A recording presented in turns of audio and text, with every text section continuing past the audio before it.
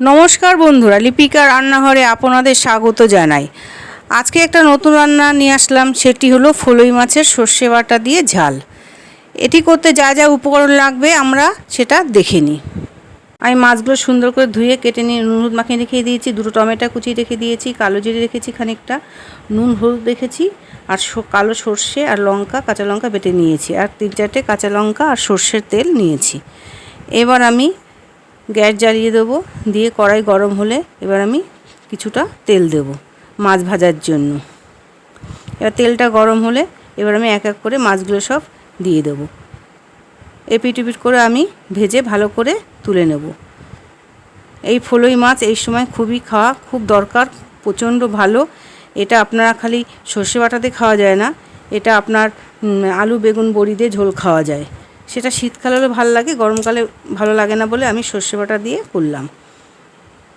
আপনারাও বাড়িতে এরকম করে ট্রাই করে দেখবেন, খুব ভালো লাগবে। মাছগুলো আমার সব ভাজা হয়ে গেল। এবার আমি মাছ ভাজা হয়ে গেছে, এবার কালো জিরে ফোড়ন দিয়ে দিলাম। দিয়ে এবার একটু নেড়েই আমি টমেটো কুচি রেখে দিয়েছিলাম দুটো, সেটাকে কড়াইতে ঢেলে দিলাম।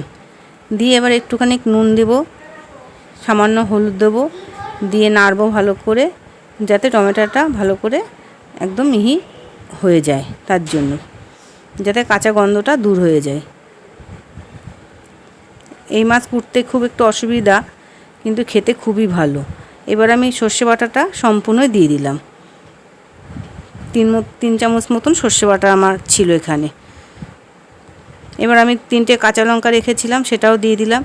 দিয়ে একটু ভালো করে কষতে হবে, এটাকে কষেই তারপর আমি এটা হয়ে গেলে জল দিয়ে দেবো। এবার আমার হয়ে গেছে কষানো, এবার আমি জল দিয়ে দিলাম। আমার নুন দেওয়া ছিল, এবার লাগবে একটুখানি অল্প করে আমি নুনটা দেবো। এবার মাছ দেবো এক এক করে, মাছ সব ছেড়ে দিচ্ছি এক এক করে আমি।